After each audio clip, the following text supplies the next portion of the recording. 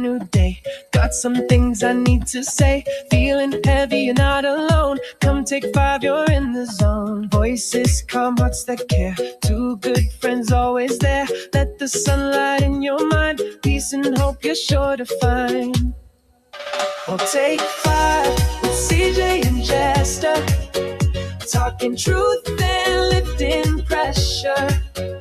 Every Tuesday, 10 to noon, we're holding space just for you. Take a breath, take your time. We're here to realign your mind. Take 5, you're not alone. CJ and Jester bring you home. It's okay to not be okay.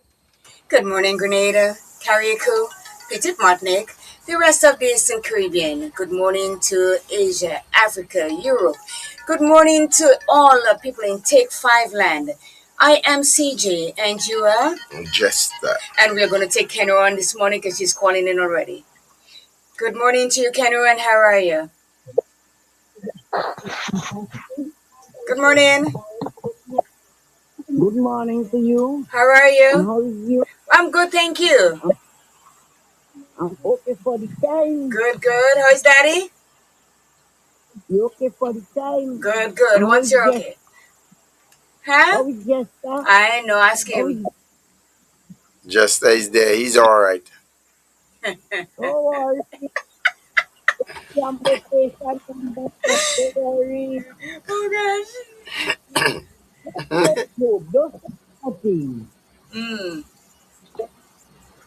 Something is going on with your phone. Get closer to your phone. I'm hardly hearing you. Far away.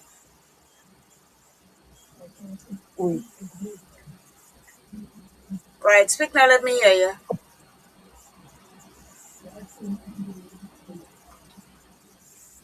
Can you hear me? You could hear me now? Yes, perfect. Perfect. Yeah. You ready with the plane, so I'll go and stop it. Well, thank you so very much for doing that. So go right ahead when you're ready. Yes, well, I must say a good morning to you and Jason. Good morning to the nation. This morning, Lord, we give you thanks. You put us to bed. Those who lucky see the morning rising sun. We thank you for the health. We thank you for the strength. We thank you for everything you have done unto us. Father, the country I bring before you this morning. We need I bring before you, Lord. Remember, carry quantity Martinique. Father, the whole world is in your hand. We are your sitting the pastor in each and every one of us by our different voices. Rock of ages, clear for us, and let us hide ourselves in thee. And let the water run the blood, and by the wounds come, blessed Lord. The Savior, God, all out our strength is thy name in all thy earth. Father, we always calling you on earth, Lord. We calling you because we need you, and you need us this hour, Lord. Just to come to you and tell you thank you for everything. But I remember the sick and afflicted one, those that cannot help themselves, those on the hospital bed, those in our different homes. Remember them this hour, blessed Lord, little children, the school children, the little children in different homes this hour. We got to take care of them, Lord. Teach them to love and to unite and to understand with them and love them and make them know they are our children, Lord. Even the big one, Lord, what's sick in the home, those that take care of them. Teach them how to love and to unite with them this our blessed Lord. That cover us under your blood. You allow us to walk with shame and this grace. Save us from destruction. Pass by the prison. Young and tender plant. Oh God, this our Lord. We search and serve them. That are God. You know everything about them, this our Lord. But you know my heart desire concerning them, this our Lord. But oh God, the youth I bring before you. But I wherever they sit down, Lord, flashing, Lord. But I be in the midst of them. Lend them the hammer of love to break down the stony heart what they have, that they able to think of themselves and live themselves. No, that I am the Lord thy God. You are the one that brought them out from the house of the take them out from the house of bondage. And you are asking them now to go out and serve you instead of they doing crime this our blessed God. Remember the prime minister, remember the ministers, remember the opposition party, remember the ministers. Father, the case is in your hand. If you on you alone, what no. Take everyone in charge of the wicked place, put them on praying ground, and on what for some this our Lord. But I bring that radio station before you this our Lord. But I bring every staff before you. But I reach out and touch them. But I provide for them if thou be so please pass by the home they left behind. Remember them this our Lord. But I God, I bring CJ before you this our Lord. But I see whom he left behind to take night and day. Leave no green places and could enter this our Lord. Your spring of his body, I bring them before you, Lord. Yeah, power, Abraham, Jesus, the praise to you. Remember this our blessed Lord. Remember just I in your hand, Lord. But I think that's on in charge. But I remember you me left behind. Each and every one of them in that home. But I fence them down as you fence up that some in garden. But I keep the place safe night and day.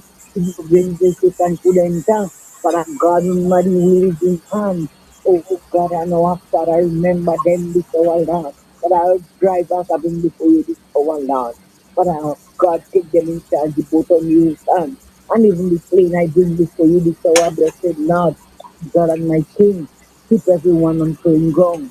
Keep everyone on what will come. And tell them to pray and pray their life away. As the study disciples to say, our Father which art in heaven, holy be thy name, thy kingdom come. Thy will be done on earth as it is in heaven. Give us the days our daily bread and forgive us our trespasses as we forgive those who trespass against us. And lead us not into temptation, but deliver us from all evil. For there is the kingdom, the power, and the glory forever and ever. Amen and amen. Thank you, Lord. Thank you, Jesus. Amen. Thank you so very much, Kendall, for Amen. praying for us this morning, as you normally do. How are things going with you and Daddy up in Shantimel there? He turned, what, 92 was he the other day? Yeah, And he's still kicking. Good morning to yes. you. Why I is he heard still him. kicking at me? Doctor. Can you wadili mwadi? Yeah, Can you wadili the me Jimmy still I mean, kicking? he's still alive and kicking. He's still being I him. He's know doing whatever. Don't pay him no mind. You see why I don't pay attention to him? about different follow a different news. No, Tell him. Tell him. Oh no, gosh. She want to know your business. That's not your business, Jester. She want to know your business. General, no bother with you. Thank you so very much, and I'll talk to you later. Okay, bye-bye. Ah. When I tell people I don't like you, think you're just making, I really actually do not like you. Don't fast in the lady I don't. I business. tell them No, fastest. I ask a question. Ask her, is everything okay with you and Daddy? And that's not a concern. It's not fast or anything. Let me say good morning to Olavachi Bonjourno. Good morning to Lorna Bain out there in Toronto. Chance the game 97. Chance the gamer 97. Mary, good morning to you. I know it is cold, and just that is the talk of the day from anybody at all that you speak to from abroad, be it North America. US, be it England, be it Canada. Now they have snow in Florida. Last night, Texas, Atlanta, everybody is under the freezing cold. So it is not an easy time that people are going through right now with the weather the way it is. So I'm saying, and this is no joke, I'm saying that I feel it for you guys because I know it is. I do not like cold one bit. Uh, Good morning to you, RCA. You know who you are. Thank you so much for checking in. That is Royal Charles Alexander, RCA TV, you know. What? Good morning, good morning. I saw in the sports in some American sports, man. When? I didn't see her in a while. That would have been That last Thursday? last Wednesday? Wednesday. Oh yeah, she's the one that told me that you were doing your thing here and the little boys and them take off with all this speed without nobody stopping them until Yeah. you stop them from going. Yeah. So she has checked in. So these are all the people we have on the live this morning. I'm giving you the first opportunity just to say good morning to your fellow friends.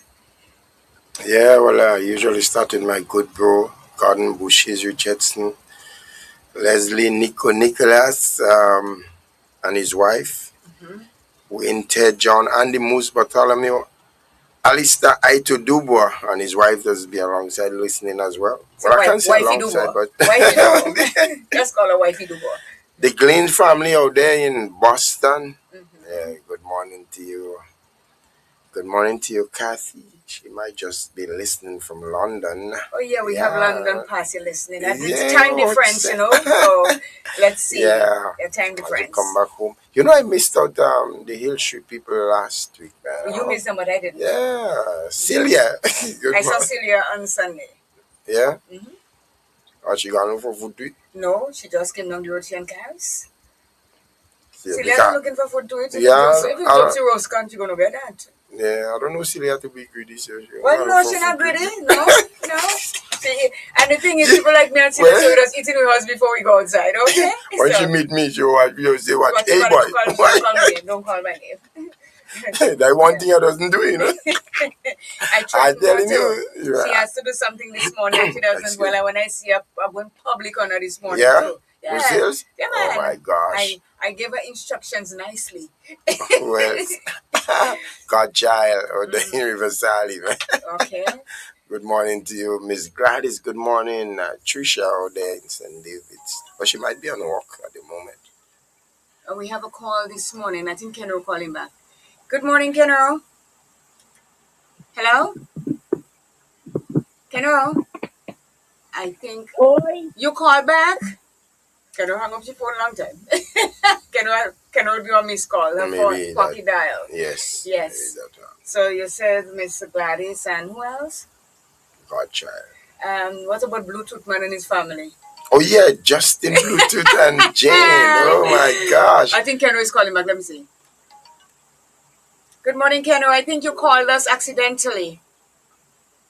I don't hear that. I think you called us accidentally. Were you meaning to call back? Or your fingers dial? No. Or your fingers dial us? All right. Thank you. Yes. Okay. All right. Okay, bye-bye. Mm-hmm. Yeah, Mr. Tootman and his wife. Yeah, the tower, man. The tower. No, the lighthouse.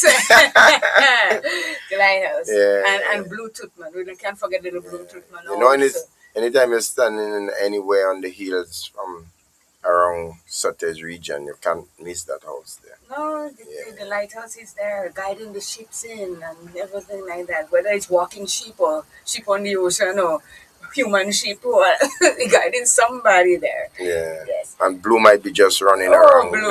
He's so cute. Yes. So you finished saying good morning? I think I finished it. Oh, Claire in my home. Oh, right. Yeah. Good. So let me take up and say good morning to Faith and Holly Douglas. Welcome back. Bernadette Abraham, welcome back. Coffee in the morning, good morning to you. Daphne Dayton family out there in Toronto, in cold, wintry Toronto. The Hill Street people, the Glen family, Olavachi Bonjono, NP, Lorna Bain. Junior out there on the Grand Town, good morning to you. I spoke to him yesterday.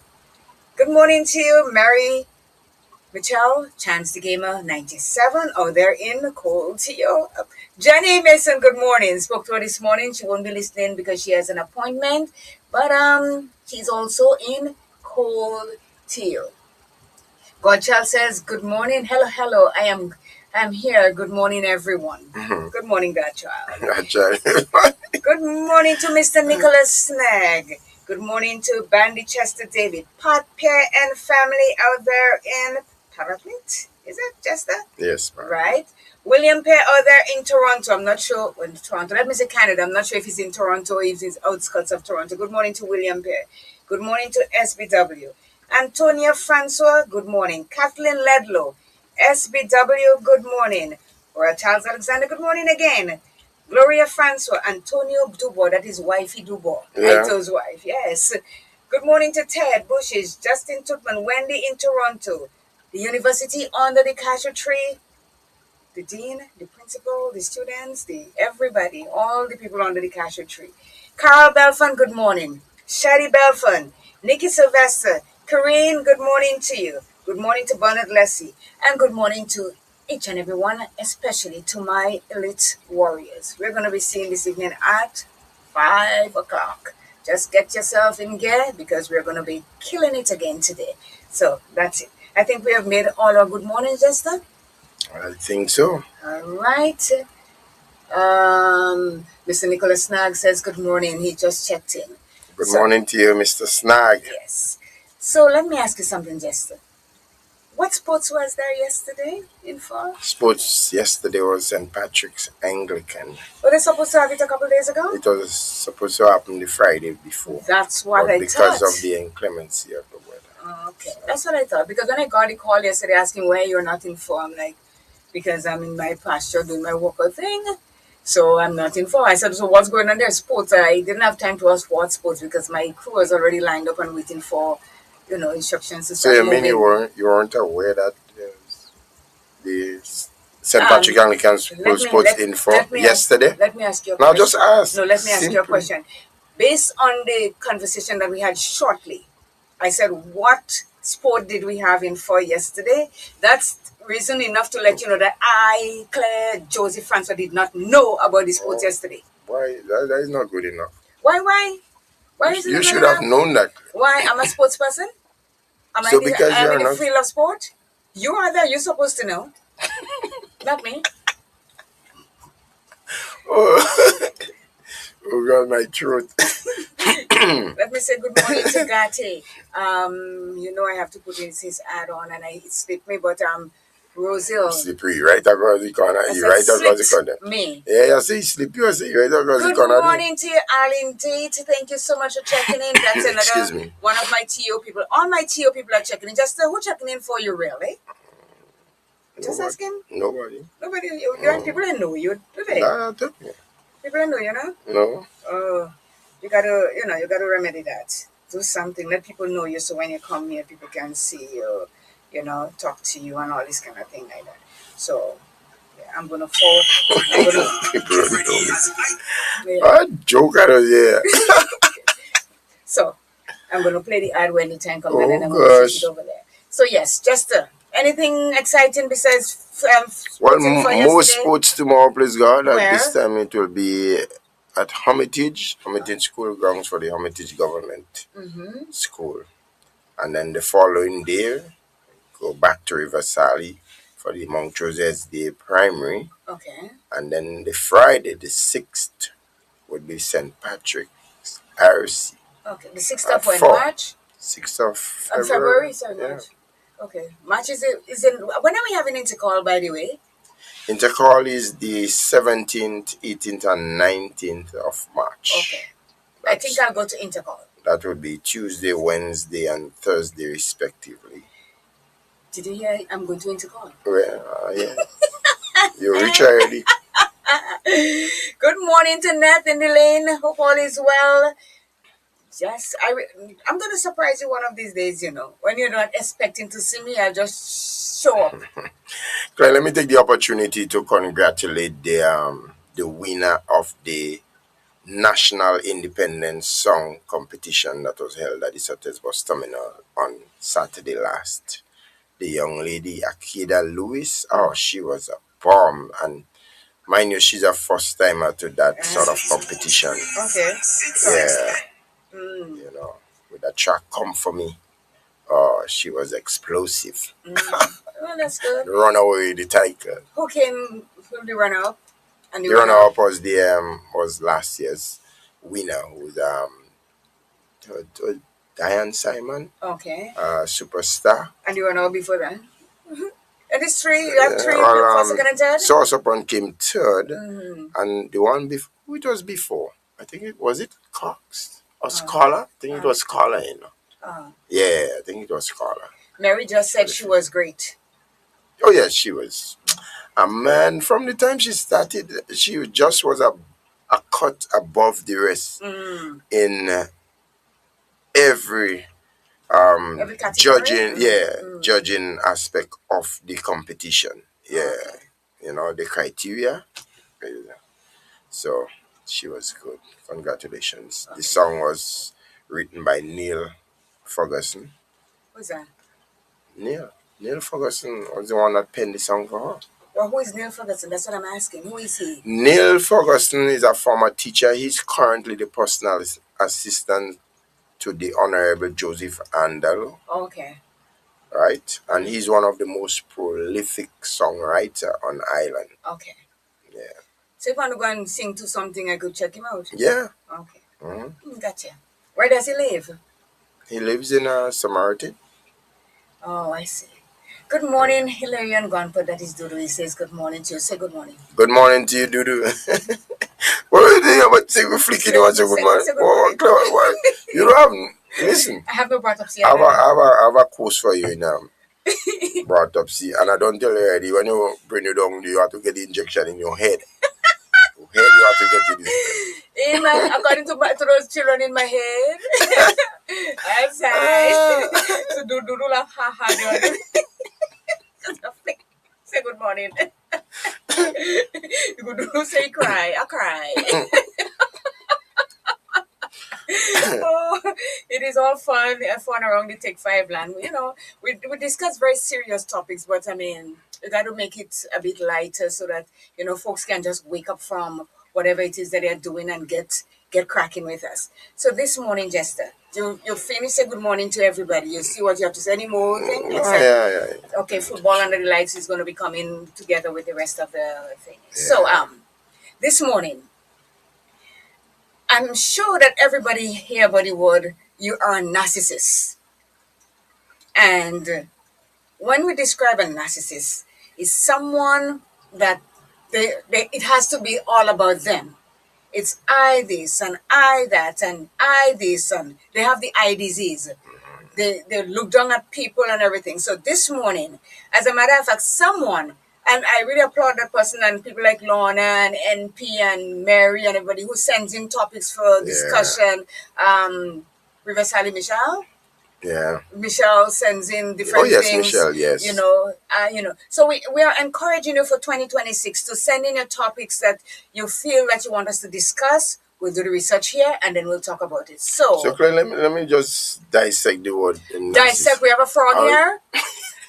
And give a clear definition. I am Claire. Go right ahead. A narcissist is an individual with an excessive, unhealthy preoccupation with themselves, characterized by a profound sense of self-importance, a desperate need for admiration, and a significant lack of empathy for others. They often display manipulative, arrogant, or entitled behaviors, prioritizing their own needs while disregarding with the feelings of those around them. Oh my gosh, I would never want to be somebody like that. And there are a lot of them around, a whole lot of them. In short, you can say they're just self-centered. Well, yes. I can describe that type of person as well, as being a self-centered person. Right now, we can roll along, so the people out there have a comprehensive understanding of the type of individual we are talking about when we make mention or we describe somebody as a narcissist. So in a nutshell, they like themselves a whole lot over everybody else, right? Everything is about them. Okay, let's and we have some leaders like that, eh? Oh, a whole lot. And I said there are a lot of them around. I mean, and the thing is, this is when they say pride come before a crash. Because they want to hear nothing from nobody, which advice you give them. Also, they're so into themselves and think that it's all about me and nobody else. So when the fall comes and people are normally not sympathetic towards or empathetic towards people like that falls after a while, they just say, oh, he had it coming or she had it coming because of their behavior. But Clem, but people like that, do you think that they're somewhat really not aware of they being like that? Because the reason why I'm asking, because based on the description of such person, I'm wondering why would they want to get themselves involved in organization and being around people? It's a mental health issue. Mental health well-being. No, I'm serious. That's it. Well, I agree. No, I have to agree. No, it is because you see, they don't think that anything is wrong with them. That's what. So it's a mental thing. They don't think that anything is wrong with them. And when you say something, they ask, what are you talking about? Me? I am not like that. And in the meantime, people under them are suffering. The display. Yes, because of how they act. Yeah. So it's not something that they get up and say, this morning I'm going to be a narcissist. I am going to be all about myself. Who cares what anybody else thinks? No, it is a mental thing. And, it affects us. It says, can a narcissist boss impede on one's mental well-being? And it does, because it says dealing with a narcissistic boss can be difficult and may take a big toll on your mental health. It is important to know when you may need to involve professional help. You may need to look into professional help for dealing with a narcissistic boss if you are experiencing difficulty sleeping, malaise and low mood, self-doubts, and emerging things that happens to you. So already off the bat, you see what it's saying here when you're dealing with a narcissistic person, because they are so all over you, putting so much pressure on you that you can't sleep properly. You're always in low mood. You're doubting everything about yourself, even though you're doing a job today and you're doing it perfectly. When you come out under that narcissistic boss, you are doubting everything that you did before, as though, well, did I do it right? And stuff like that. Net, good morning. Net says good morning to you, Jester and CJ, and have yourselves a great day. Good morning to you. So, what they do, the narcissistic people, they say the manipulation, gaslighting, and undermining can lead to feelings of inadequacy, anxiety, and even depression. You might start to doubt yourself if your boss demands loyalty, constant praise, and complete obedience, but offers none in return. You're not just in a toxic job, you are you're in psychological danger. And it's more common than you think. So you see, all this that you're talking about here, you go through anxiety, depression, you doubt yourself. And the things that they demand from you is loyalty. You got to be loyal to that narcissist. You have got to give them constant praise. Oh, you did such a good job today, whether you do a good job or not. And complete obedience. Anything they say to you, you have to obey them. So when it comes at the end of it all, you need to see a psychologist That's or a that's what therapist. I'm thinking. You know, Do, because it is not something that it's like you go to war. You're a normal person and you go to war. And when you come back from war, you suffer from PTSD, post traumatic stress disorder, because our human body was not meant to see all the atrocities that is taking place. And how are you in your normal mind to come back and be a normal person? So being a narcissist is something like we go into war with our boss. yeah, yeah. I can see where that is going. I definitely can see, because I mean, I don't know. I don't know how good I really make it being around a narcissist person, because I just tell myself any minute we go just tie up, But the thing because is, that what to me it will lead. because the thing is, a lot of people that are in jobs today, or in jobs totally, they want their job. That is their bread And to feed their butter. children, the bread and Yeah, butter to feed their children. And even though they might be in that situation, they grin and bear, because if they lose their job, they have nothing to and fall that's the back on. thing. That's the thing. And this is what a lot of them know, that they put pressure on you because you're going to take it. But there comes a time when you just had enough. You may go postal on them, like take them out totally, or you just walk away from the job and come what may. If you suck salt, your children going to suck salt, because there's only so much one person can take from somebody always belittling them. They give you the job to do that they can't do for themselves, or they're not willing to do for themselves. You went in there with all your heart and you put in everything and you do a good job, and in the end you get no reward for it. And if somebody happened to be talking to you, or the person is happened to be talking to you, and they say, well, I did this and I did that, not recognizing the person that really, really, really did the job. And that could take a toll on anybody. That could break someone's moral. Oh yes, and let's say for example, you had a boss before that was the total opposite of that person we are speaking about, and then for some reason, one reason or the other, you don't have that boss again, so you now have to face up with a narcissist boss. So from one extreme to another extreme, I And, mean, how do you adjust of dealing with that person? and this is where a lot I of mean, comparison take place. My boss before wasn't doing this. yeah, My boss before this is, and my boss and my boss. But the thing is, the way I look at it, I would think about what the boss that I had before, what I learned from them, how I felt about them, and just take that person right back into me and let the narcissist what reign for the whatever they want to reign, and then just don't let it bother me as deeply as if I didn't work with somebody that was nicer than that person. You So, can go about it that way, or you could pelting behind them when they're not watching and stuff like that. so clear for me, in short, based on how they describe a narcissist. Uh-huh. Sorry, here, my electric. Vibrate it, please. Silence No, it. Silence yeah. it. It's freezing me too, man. Yes. So you're saying based on a narcissist? Yeah, based on how they describe a narcissist, in short, I will say a narcissist for me cannot be a nice person. Well, no. But as I said, it's a mental thing. So to them, they're nice person, nice people, you know.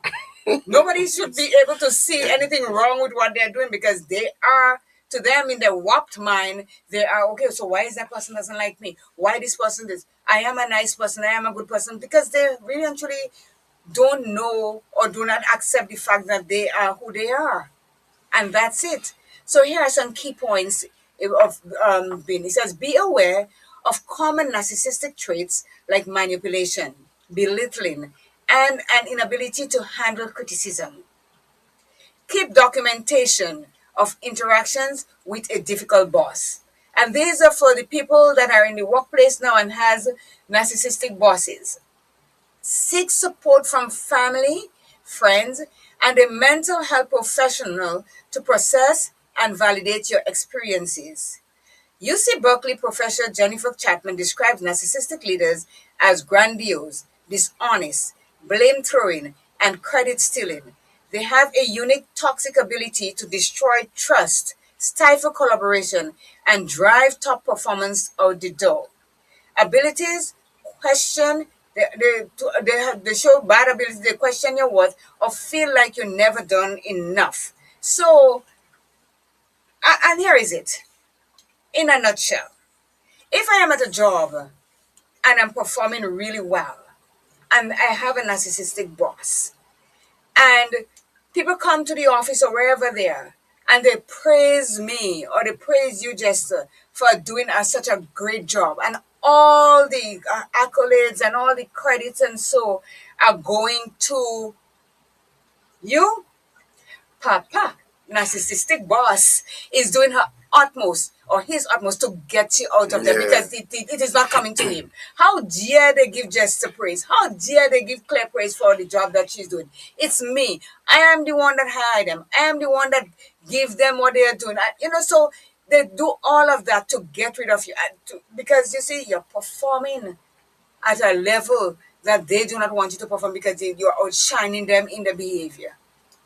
Yeah, it's true, and that person could easily be of a jealous person because I mean, when going back to the description of the person, you realize they could easily become a very jealous person and look to undermine you. Easily because they are very jealous people. Yeah. It says here the blame throwing, like something happened, you get a job to do, and I do, but there's a little hitch in what I did.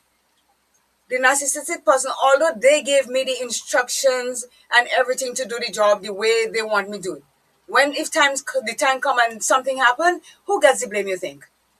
Not she's not, or he or she is not taking the blame. No. It's Claire that did it, so Claire's going to take the blame. So everything. There's a comment here. It always helps when you're well developed, multi-skilled, flexible, and endowed with the characteristics to keep you competitive in the job market. You provide a service and get paid. Forget about praise and compliment. You are being paid. That is true, you are being paid.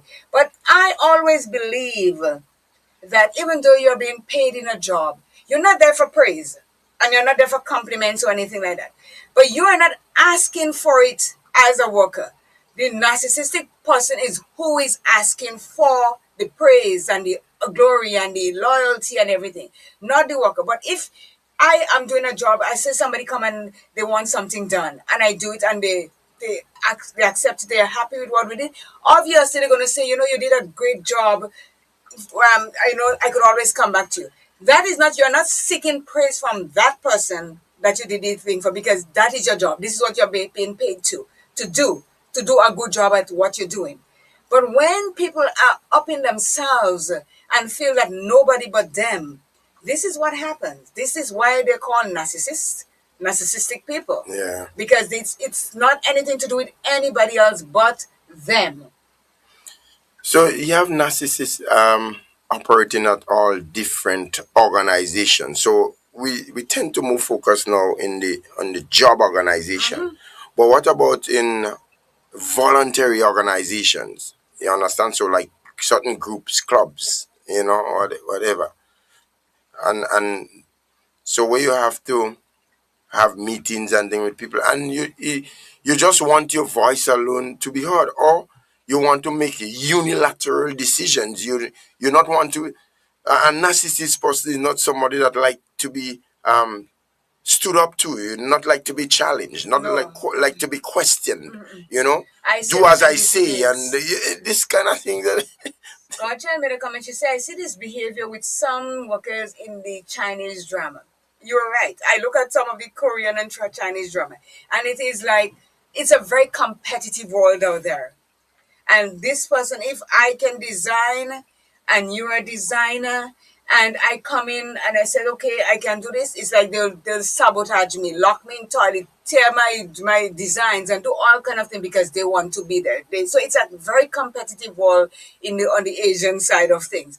And unfortunately, it's rubbing off on us too here. Yeah. In the Caribbean. I'm talking about wherever we are. We look at these things, we already have a little incline of all about ourselves, and we see these things and we take it. But it is not the best thing to be, or the best thing to look down at other people, because I'm telling you, when you come out from that mighty height and fall, nobody is picking you up. You'd see you come from a small place and fall, and the cameras come out, the phones come out and they take picture. Imagine that you were that person up there and you fall from grace. It is not a pretty fall that you're coming down to. So it says, in general, all bosses get all the praises, even though some do nothing but pass orders. And this is a very, very it's a very, very good topic that we're doing this morning. Oh yeah, Just that like I topic should is say a this, very serious because topic. as we all are in the workforce, we see and feel the effect of having a narcissistic boss. Because some would pass orders and say, okay, I want you to do this, and you do it. They're not satisfied until it's perfect to their thing. But you think they're lifting a finger or come and give you some sort of assistance to say, okay, this is where I want you to go with it. They put you in that position and then they roll you under the bus when the time comes. It says, sometimes do not take yourself too serious. Learn to kicks on yourself. Take people seriously and sometimes have fun kicks on your boss in a pleasant manner that makes them feel good. Remember, you work and you get paid. And you keep stressing we work and we get paid, yes, but let me say, I have to say, I say this all the time. Richard Branson, the man that owned Virgin Airlines, Virgin Phone, the little island up there, and wherever he gone to space and back. He has more money than money. I always speak about him because I admire his quality. He could be a narcissist, but he's not. Because of all the thousands of people that he has working for him, Jester, he knows each and every one by name, their children names, their father, their mother, everybody that works with him, he knows who they are. And that's to show you that even though his flight attendants are getting paid to do the job that they're doing, flying from London to Grenada, flying from London to Barbados, flying wherever they fly, they go to work, yes, and they're getting paid. But I'm telling you something, and I'll sit here and put myself on the limb and say, if Virgin Airlines were to declare bankruptcy today because they have some financial issue, I'm betting my last dollar that all flight attendants and who works for him are going to work free for him to keep that airline going. This is who we're supposed to be as bosses. And I'm not saying to compare yourself and do everything that is there. But if you show your workers that you care about them, they in turn will care about you and do anything for you. And I firmly believe that. I've been through situations like this, that you do your best, and things are going not right, and they say to you, okay, you maybe have to take a day without pay or something like that to keep this company floating or so. You will do it.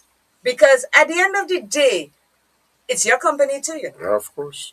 Well, Because you bring in the money to pay yourself and your family, your to live, to eat, and to do whatever. So the bosses that are out there being narcissists, if they take a page from Richard's book, and there are a lot of others like him out there that pay attention to their workers and know their workers, and sometimes you're not a number in the company, they will fare well. I agree, because if you treat your workers right and you deal with them nice, they will be more motivated to produce more for you. Of I mean, that's course, of obvious. course. But if you're dealing with them in a kind of harsh way and you're being hard on them and look to penalize them for no just cause, what you expect? Yeah, they won't go the extra mile for you. That would not. Here it is. It's all about them. And it is so true. You've seen it before. A narcissistic boss will hijack meetings, embellish their importance, and rewrite the narrative by claiming the great ideas are theirs, often at your expense. And they have some telltale signs that you should pay attention to. So now, they I worked at a big company when in Toronto when I was there for 26 years, and I've seen bosses. They have a project. They says come up with ideas and stuff like that. You come up with your ideas. They will shoot it down, Jester. It is not something that they are willing to look at, and so give it a month, and the same idea that you came up with, they take your idea and implement it as though it's them that do it. These are narcissistic bosses because they would not give you the credit that you deserve.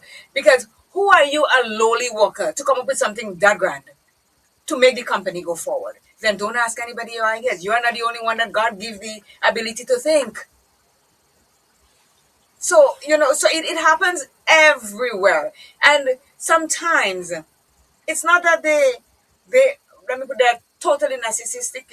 It's just that to make themselves look good in front of the CEO or the CFO and whoever it is, they have to come up with something that is valid. And if a worker comes up with it in their department, then they will run with it as though it's them that came up with the idea for themselves. And when you see it come back, you say, but wait a minute. Didn't we say that in that meeting not too long ago, and they said it wasn't, they didn't want it, so why is it coming back to us in our faces as though it was them that came up with it? Someone says, some does not wait until a month. Some does not wait until a month, right there, and then they add a few words and claim it. So they don't wait for, they just add a few sentences or a few words to just twist it and say it's theirs. And you're right. So here are the telltale signs that you should pay attention to when you're dealing with a narcissistic boss. Praise is a trap. They love bomb you early, then pull back. This idolize, devalue, discard cycle leaves you chasing approval you'll never consistently get. So they tell you, oh, Justin, you did such a great job. Kudos to you. And then right after they tell you that, they pull back that praise and leaves you feeling like, did you just say I did a great job? So what happened on the back end right there? They take it right back. Yeah. I tell you, so you see what's happening. A narcissist person is a very strange Very person. dangerous person. Yeah, very, It's not strange, it's dangerous. And but the thing is, they can endanger you too, because Claire, while you're kind of looking at it from a job organizational structure, I within myself are looking at it from a voluntary organization in group settings, and because of their behavioral patterns, right, based on the description, they can implicate you. They can make certain decisions for themselves. So they make unilateral decisions, right? Mm-hmm. Which later on can be challenged. And sometimes these go way on legally so. And but you as part of the organization now becomes implicated because of Association. unilateral decision of this narcissist boss Mm-hmm. or leaders, Yeah. I should say. And that's where some of So the danger lies. I'll say that on the news not too long ago. You know, the president of the United States, Donald Trump, they said he's a narcissist.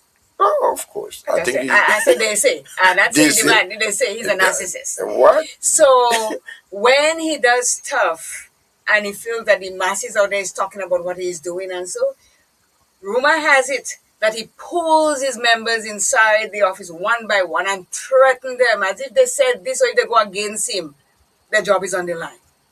So because to him, he's not doing anything wrong, as I said, it's a mental thing. So when he threatened them and say, "Oh, little Marco, you have that yacht, you have that thing. If I pull your job, where are you going to get money to support you?" Now, little Marco has to just take it easy and just forget that he's going against what he believes in. The moral, the ethnicity, the whatever what it is that that you have to fall in line with. They that go out the window because crucifying you economically. yes. So they go against that, and then your conscience becomes something that you do not have anymore. After that, you cannot have a conscience, because if it is being bombarded all the time by making you do things that you are not, after a while it becomes easy to do it. You don't even think twice about doing it. And these are what narcissistic bosses does to their people, because they say it takes away, it strips you of what you have or what you believe in. You're starting to doubt yourself about every and anything that you put your hand on. Well, I hear you say they say Trump is a narcissist, but everybody could see Trump is the king. They say. Trump is the king of narcissists. Okay. That's your word. So here's another thing that you have. Feedback is dangerous from a narcissist. Refusal to accept feedback is the top sign of a bad boss. Narcissistic leaders don't just ignore feedback, they retaliate against it. And that is not a joke. Like if I do something, when you say something and I know it's wrong what you're telling me to do, and I do what is right, then there's retaliation coming from retribution coming from me in a big way. Is it I could stand it or just go about my business if I know it's coming? Because they do retaliate. They'll make your life a living hell. You may not be able to get a job anywhere else after they finish with you. Let me see. Here's here. We have weak middle managers in our region. Sometimes they really do not have the skills to affect good management. Too many workers believe they are paid for consultancy. Some dynamic managers should establish think tanks to help develop the department or company. I understand totally. But you said leave Donald Trump alone. We're not doing anything to DT. We're just saying they say he is a narcissist. I didn't say he was. I said they say it is alleged. But just to say he is. So, yeah, he's the king of the narcissist. I say that without no apology. I don't have money to pay no lawyer. So what he's saying is, and you see, there are a lot of people, Jester, that end up in positions that they weren't prepared to end up in. Right? And I always say there is that chair that they sit in, become the manager chair, the supervisor chair. And once they get into that chair and they know to themselves that the job that they were given or they're about to do, they cannot handle it, they become that person. Maybe they had it in them already, but they become that person now that I am going to make everybody under me. I'm going to walk over people because look at me where I am. I'm sitting in the chair as the manager. I'm sitting in the chair as the boss. So they too show narcissistic behavior to their workers. And they're getting paid to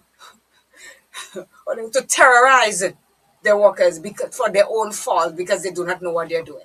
So as Mr. Pierre says, they should hire some think tanks to show people how to manage. how to deal with their workers, and how to deal with people in general. Because it does not only happen in the office. Anywhere they put themselves and they're out there, they're going to show the narcissistic behavior. Especially when they cannot get what it is that they're striving for. Well, everybody else in the vicinity of them, they pay the price.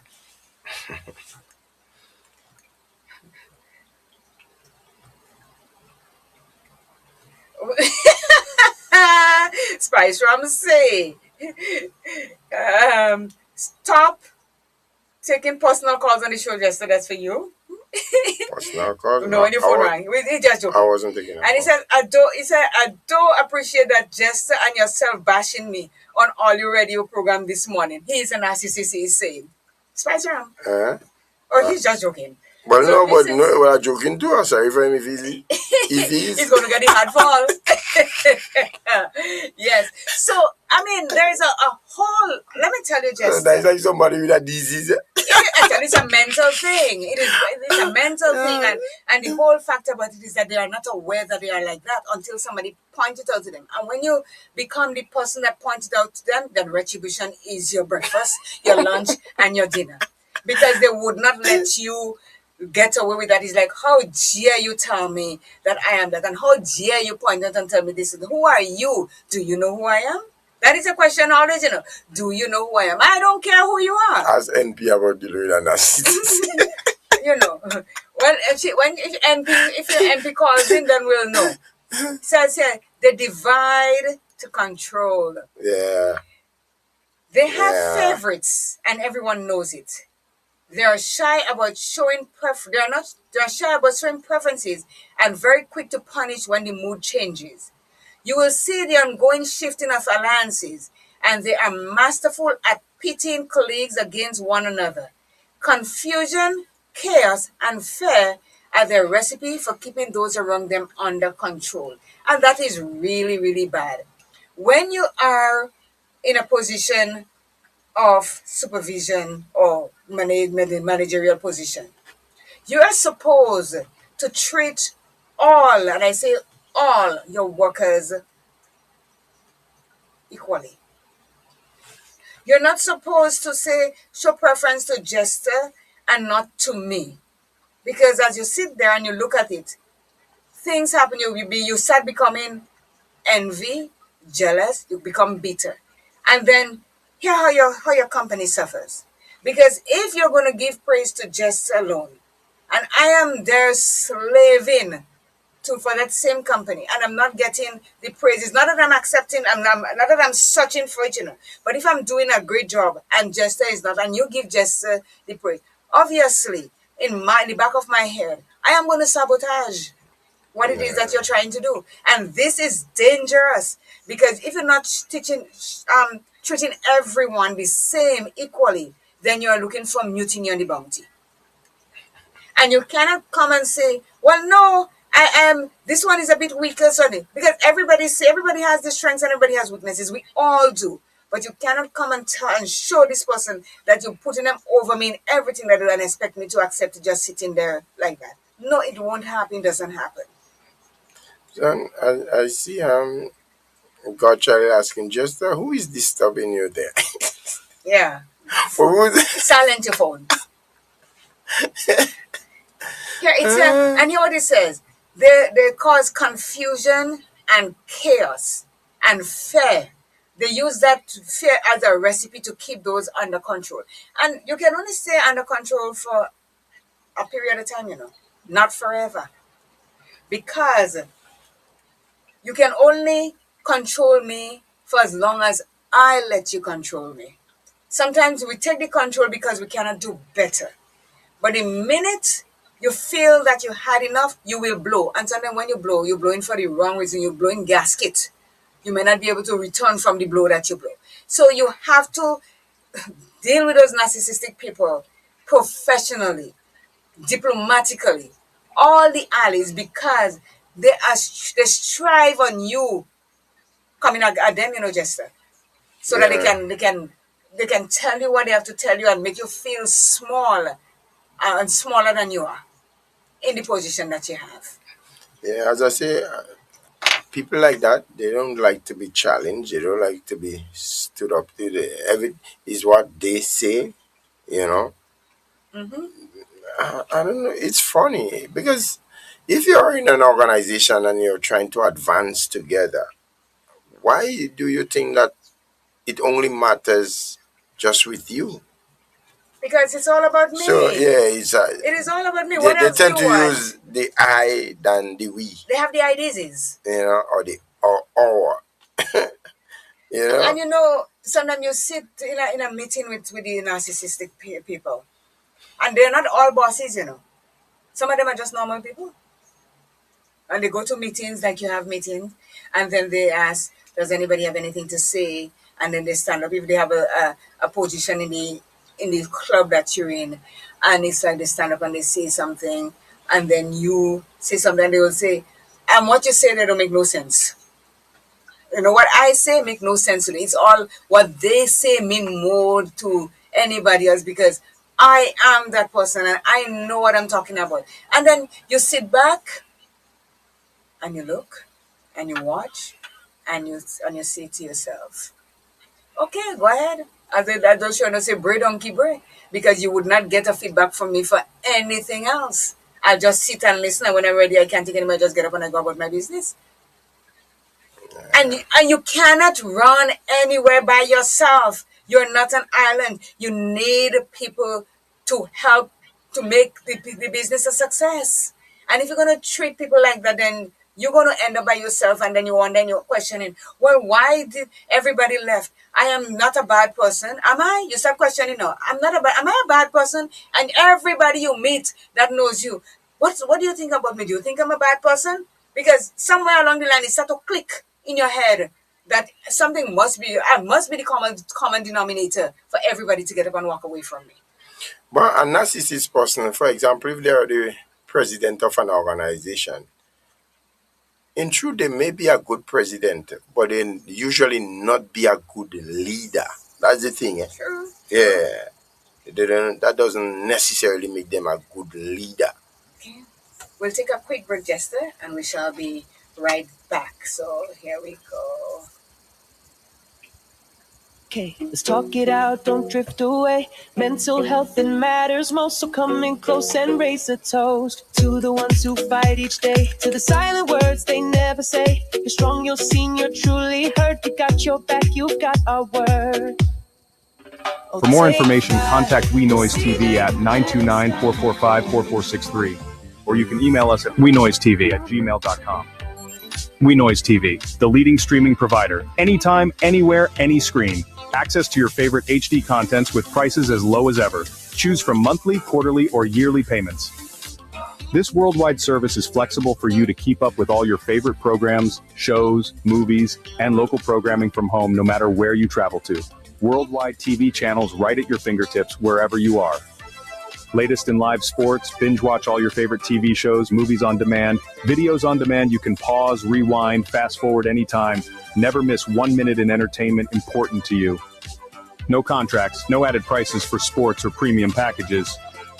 We certainly don't have to pull tricks like cable and satellite companies. Our product speaks for itself and beyond. WeNoiseTV. We have everything like Netflix, Disney, Amazon. Watch your favorite movies, TV shows, and series with our services. With our service, you will get rid of all other subscriptions.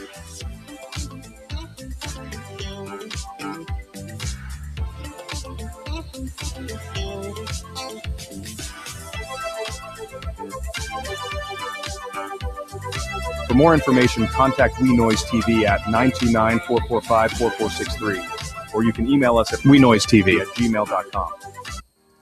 Are you looking for that one local supermarket where you can purchase all your grocery and household items at the same time?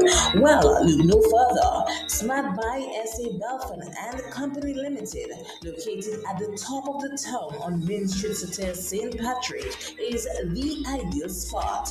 They're open Sunday to Sunday from 8 a.m. to 6 p.m. on Mondays to Fridays, 8 a.m. to 8 p.m. on Saturdays, and 8:30 a.m. to 12:30 p.m. on Sundays, just for your convenience. Call them today on 442-9219. That number again, 442-9219. We're shopping snacks at Snack Buy. At Sugar's Repair Services, we offer digitally calibrated machines, resurfacing engine heads, general machinery. Show us your pattern and we'll make it with precision. Grenada, get ready. At Sugar's Repair Services, we satisfy your needs. Just ask and it will be done.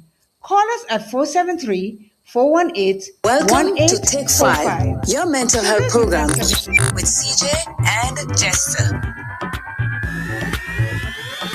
With CJ and Jester.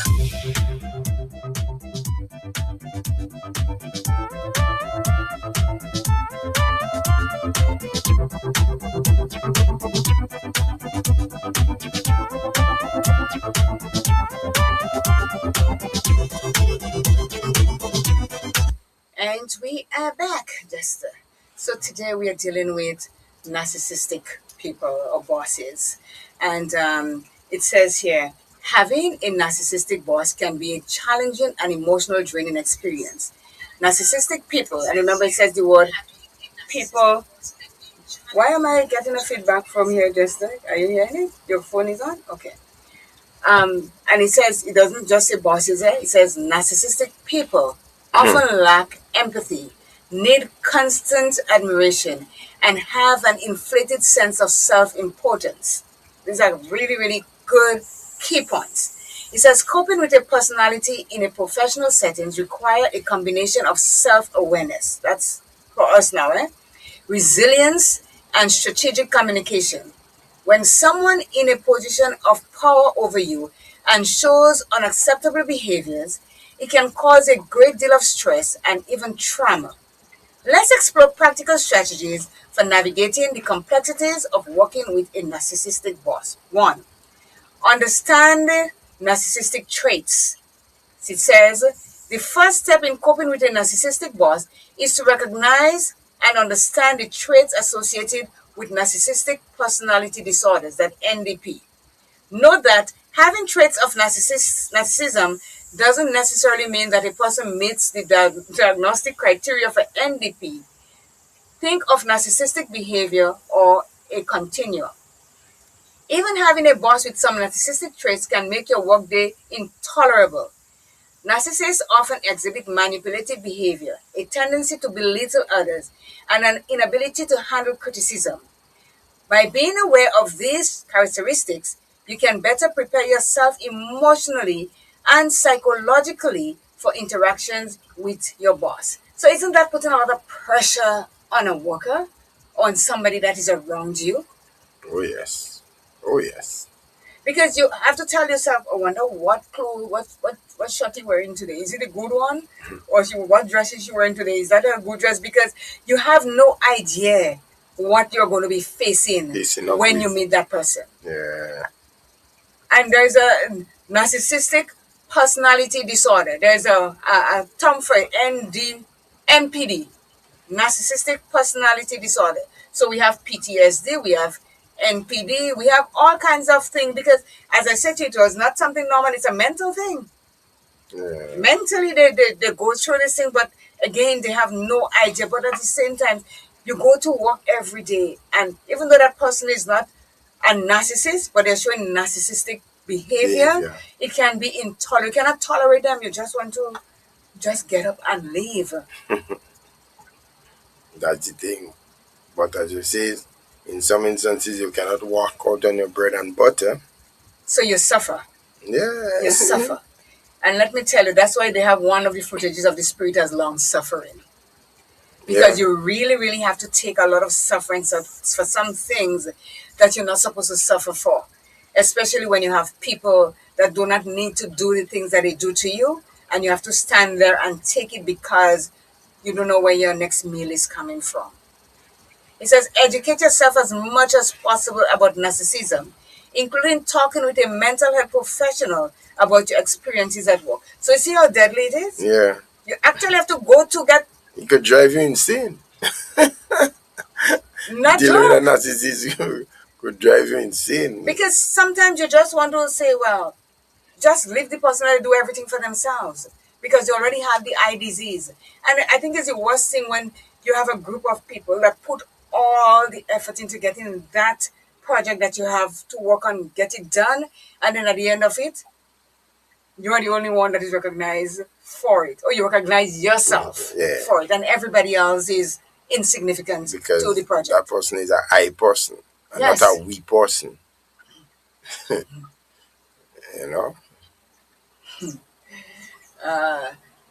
God Charles says, Jester, I like to walk, so I walk in. I'm never sorry when I leave at a work. Me, I'm not staying and die. That's, you see, Godchild has the thing that one door close, another open.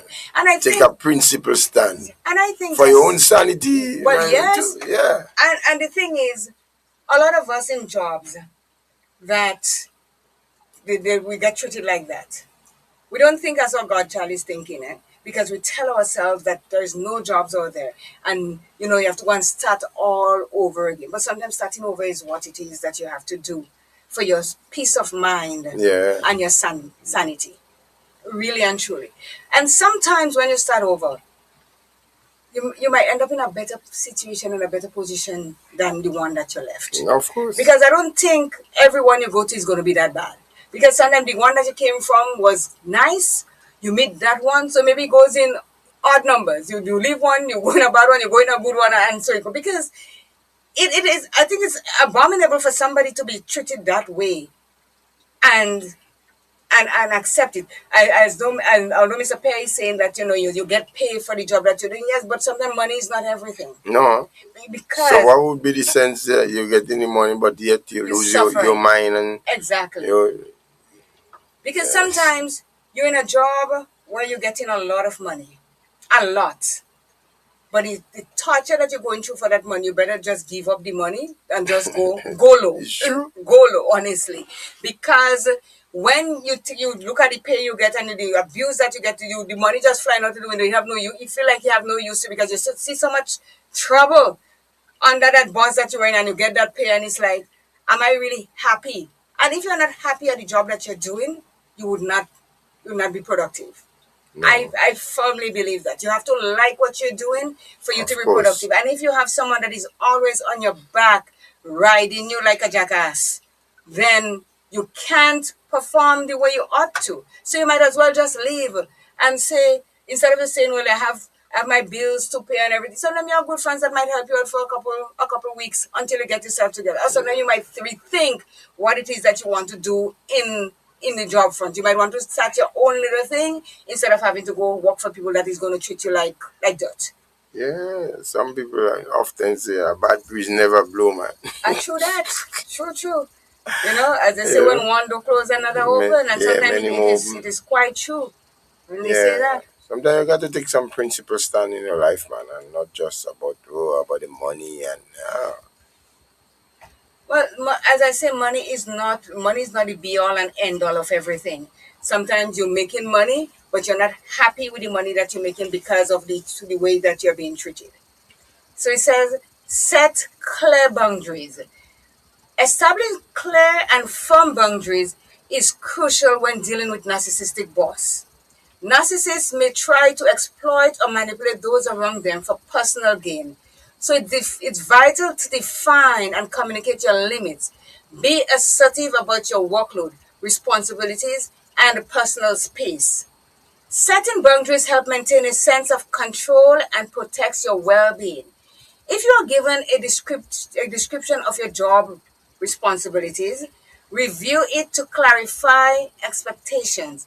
Look up what constitutes harassment in the workplace. In the US, you can find this information at wherever it is. In Grenada, I don't know where you can find it. Mr. Pierce says sometimes you have to learn to grow, blossom, and bear fruit. That is true, yes. But if you grow it and you aren't bearing fruit and you aren't blossoming, you might as well mosey on. Like a male plant. Can produce. Uh, Arcia says some people who are narcissistic aren't even aware because they are so accustomed to power. Yeah, you've been saying that from ever since we started. Power.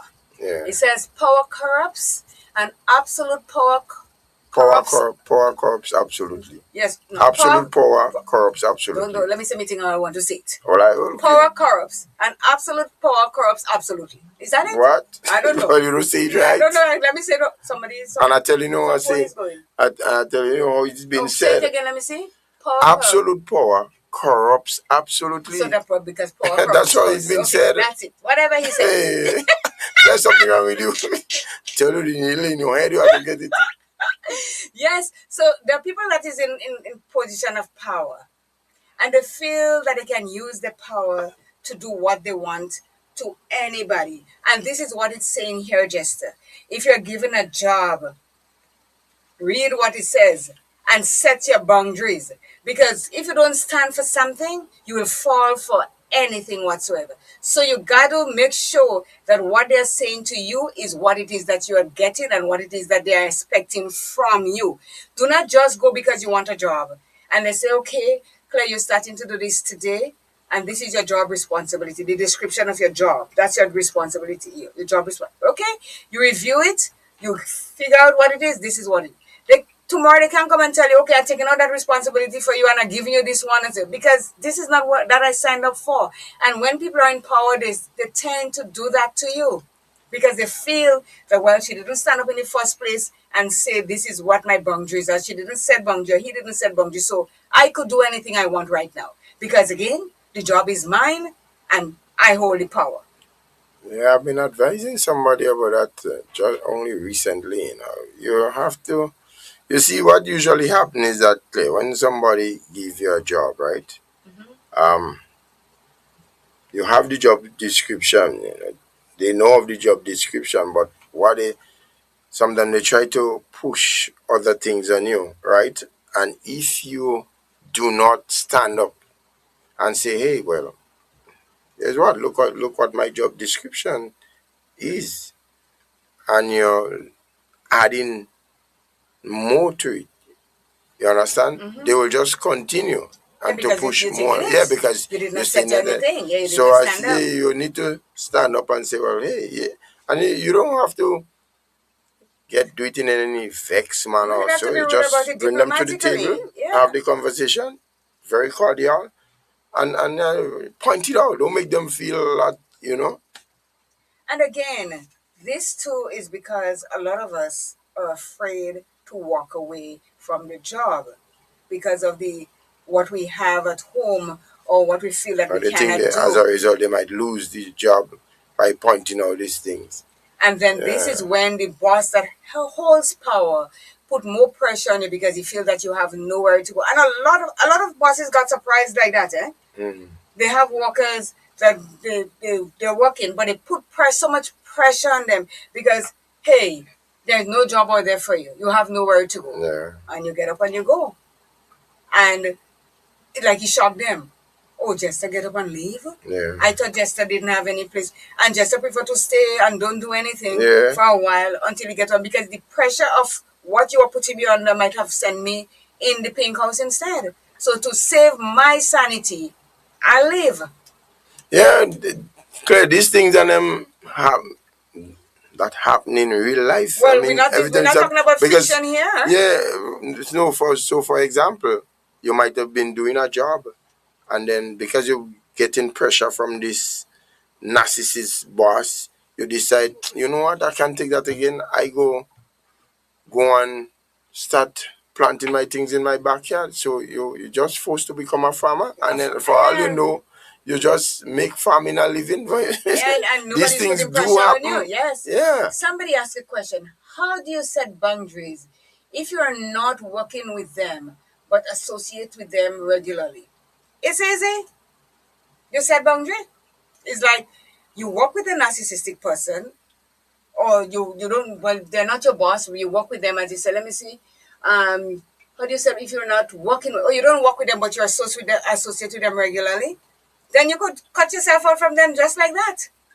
You don't have to associate with them. And if they come and they say, oh, why are you not thinking? Well, hey, you have some sort of ways that is rubbing me the wrong way. And, if you want to stay cordial, I decide to remove myself from them. As simple as that. So, because you don't have to, they don't come and sleep in your house. They don't have to come and eat your food. They just associate with them regularly because of where you are. You don't have to take that. Yeah, because I'm wondering what type of association the person is speaking about. Is it like socially? I mean, having like being, social events or so. Because what I'm thinking of, if I realize it could be hard for me to really associate socially with a narcissist person. I can't see working. Well, like I said, not every one of them bring it out instantly. It's some of them are they how you call them, they premeditate being a person like that when they get into power. Say you're working in a company and you're next in line for the position of president also, right? Or you're vice president and you're in line for president. Now the president happened to move on to another position. Now you become the president.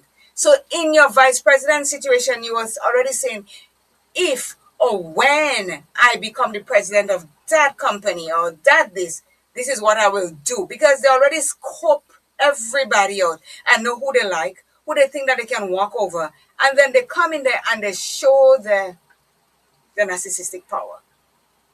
Or the porous in that case. It says not only because they are used to power, it's also they are power struck.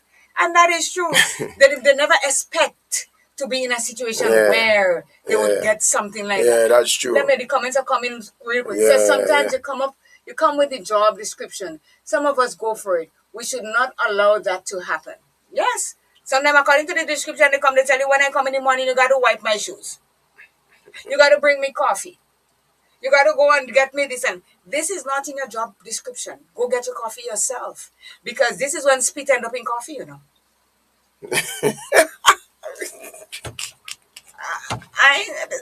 It is true, I'm telling you. This is when people do, you send me and get you coffee. Yes, because you're always abusing me. You always this. And when you want your coffee, now you're sending me and get you coffee. I'm going to get you coffee, but you come in with saliva just the same way too. It is. No, Jester, don't take this as because you see the pressure that people is on. This is the only way they could get back at them. Spit in your coffee. The next comment here. It says, in Grenada, we have to be more respectful, service inclined, and understand what our instructions are. All bosses or managers may have obnoxious traits or qualities. Workers must always develop themselves. Yes! But can you develop under a narcissistic boss that is always putting you down? Even though you do right or not, because we weren't meant to take on all this abuse because you're going to a job just to make, as I say, you cannot, how my friend does it again? You cannot kill yourself to feed yourself. Okay. And if you're under pressure daily, you would not perform. And then that again gives them the opportunity to put you under more pressure because it's like, what? I give you that simple thing to do, and you can't do this, not thinking that they are the one that's causing me to be in that situation that I am not performing properly because you're always down on my back. And I'm telling any one of you go to a job or you apply for a job and you feel it, because you will feel it before, the first few months, and you do not set your boundary, you are in for a rude awakening because it would not get better. It will only get worse because they already weigh you and they figure out that I could tell Claire anything and she has to take it. If you don't stand up for it, then dog eat your dinner, as they say. And it doesn't matter.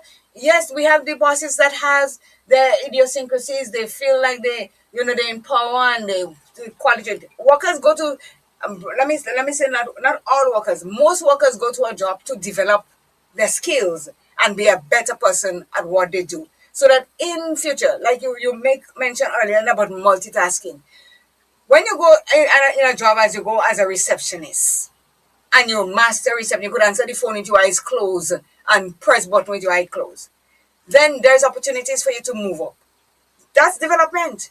You can move to a different department and keep moving because you have that in you. You developing yourself. So anywhere you fall after that, you can handle anything. But if you are under the thumb of a narcissistic boss who wants you right there, how are you going to develop? More than develop fear of that person. It's It's fear, fear you're going to be fear what trapped. will come into Yes, nothing else. It's fear. You cannot perform.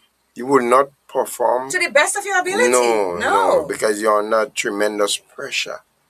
You know, a lot you're of not pressure. at ease. When people see you walking and you're speaking to yourself, they say, well, I'm mad. But yes, I'm mental now. No, I need the injection. Because if I'm walking and speaking for myself because of the pressure that I am under in the job, obviously, it's going to take a toll on me. Narcissistic bosses, they make people cry, you know. Well, yes. They just have people going into the bathroom in workplaces and shed tears and I tell you, a narcissistic person can never be a nice person. Cannot. Well, we established that already. We already established that, and we know it's a mental thing with them. Yeah. So here's another point. It says focus on your well-being, and this is where I think it is key. Working with a narcissistic boss can take a toll on your mental and emotional health. It's essential to prioritize self-care to withstand the challenges. Regular exercise, a healthy diet, and adequate sleep contribute to emotional resilience. If you're having insomnia, consider talking to your healthcare provider about possibly needing medication to help you get to sleep. Additionally, consider engaging in activities that bring you joy and relaxation outside of work, allowing you to create a balance between your professional and personal life.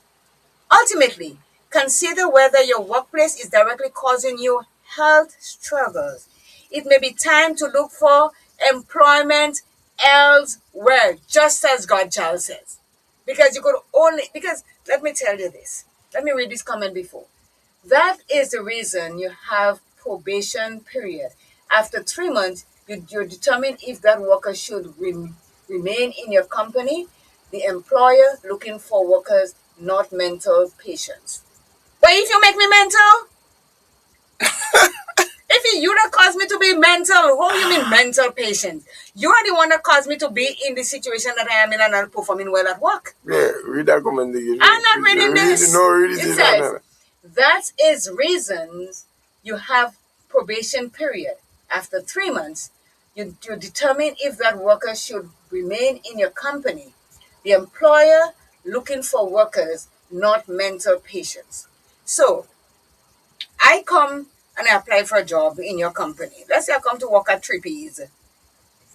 In the first 3 months, I'm good because now you're trying to figure out what sort of person Claire is. Because you can't figure out Claire. Claire is like Nima for the first 3 months. So you're trying to figure me out. I've reached my 3 months probation. And then you get to really see who I am. Then you say, oh, I think I figured out a loophole where I could take advantage of her. And you start. I wasn't expecting that from you. So obviously, this is not something that I'm looking for. But then you start belittling me. And you start telling me this. And you start making me do this that everybody else isn't doing. And all this kind of thing. Obviously, mentally it's going to affect me. You didn't hire a mental patient. You make me a mental patient. That's what you do. You made me into a mental patient. Because when I come from there, they have to give me the needle for sure. Yeah, I have to stand up with you on that. Yes, I didn't go in there as a mental patient. I didn't go there looking to talk to myself or create any chaos. I went there to work and I have to develop agree with you on myself. that. Well, if you agree that, I stand up with because if I had felt any different, I would have stated my position clearly. You didn't hire a mental patient. You made me into a mental patient. So deal with it. So it says here, if you are suffering from insomnia, you have to go to a healthcare profession to get some medicine to sleep, exercise, eat healthy and all that. Well, the comments are, in narcissistic boss, a person do not like for people to call them out. They feel targeted and in response make you the villain. It's true. Yeah. That is just so true. That is so true. So these comments and them are coming in there. It seems as if that person personally like experiencing what all the what people, God said more and more people are coming in with the comments. Yeah, or would have had some form of experience. Well, they're everywhere. Like before, even if it's not everywhere. currently, but they would have had some form of experience of having to deal with a narcissistic. Yeah, or they're narcissists. Yes. Yeah. So it is true because I tell you, I think every company that you go and work with, you will find one. They may not be the boss. They may be just an ordinary worker like you, but they make you feel inadequate. They make you feel that everything is about them. And I've heard places of people saying, oh, this person, they cannot do without me in the company. You are a narcissist by saying this because you feel that nothing is going to be able to move without you there. And that's a whole bunch of hogwash. Okay, remember from the description that I read when we was getting ready to dive into the topic, they have no empathy for people. None. They have a heart of stone. Yeah, as I'm telling you, this type of people. Yeah. I am studying the face of the comrade. You study the face of the person will be you big mental after 3 months. That's what it is. You see. But that makes for a very interesting conversation. Yes, it is. Yeah, that's what I like about it. So, first of all, and as I was going on that thing here, your well-being, you have to be okay. You have to be sound mentally and physically to. We have a call coming in. Good morning. Good morning, how are CJ. You? Good morning, Jester. Good morning, everyone. Good morning to you, my dear. Yeah. I just wanted to comment on one of the characteristics that you mentioned, and that is where they take credit for team success. It's actually called credit holding. Okay. Yes. So I had a experience. I had a boss like that. We would actually be on conference calls. In those days, you would go to the boardroom and there would just be the telephone and everybody, you put it on, right? We didn't have Zoom at that time. Well, we weren't using Zoom at that time. No, somebody would ask a question. She would put it on mute, ask me the question, and then answer. So they all thought that the answer was coming from her. And I knew that was different because I was in other conference meeting where they would ask a question and then whoever is in charge would say, well, this is not my expertise, let Lorna answer. She would never do that. She always, took credit. In fact, even if somebody sent her an email asking a question, she would just forward it to me, then I would answer, and then she would answer back to them as though it's coming from her. But other people started to notice, and they said, you know what to do? When she does that with the email, because they're supposed to include the person who sent the email so that they can see that you're reaching out to this person for an answer. But she would never do that. So they said, you know what, when she does that, when you're answering, just include, because I can see everybody at the bottom who's asking a question. You just include everybody. I did that for some time. But you know what, I from that experience, I realized that things can change. Because even though I was in that position, I mean, everybody knew she was like that.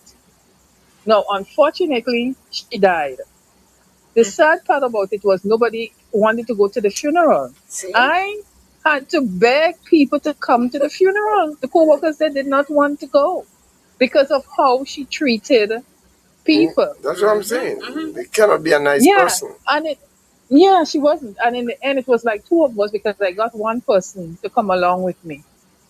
And when I asked them, they said, no, they're not going because she did not treat them properly while she was alive. So, we have to be careful how we treat other people, be empathetic, give people their flowers, as they say. Yeah. I mean, it doesn't take anything from you if you let other people shine. True. and acknowledge that they can do things just as good as you. So I just wanted to share that experience, Thank you live so experience very much. that I Yes. had. Thank you. Okay. Okay, Good. bye-bye. Okay, thanks. Clear in this life, you have to empower people and not feel threatened in any way. Because, my tutor used to say, who taught me electrical, he said, if you die with the knowledge without sharing What it, good is it? then it's of no good. It is of no use. Now, but when you really think about that in truth, of what good it will be, if you hold on to the knowledge all by yourself, then it means you didn't spread it. You go with it for yourself. What sense does it make? What good would it really do? Yeah, it's been selfish. You know what I'm saying? So you have to empower people. Yeah. And give them that, as long as they give them that chance to shine. Yeah. Let's see. We've asking people to like and share the program. As you see, we have so many comments on what we are talking about today because everybody and the brother being around somebody like that.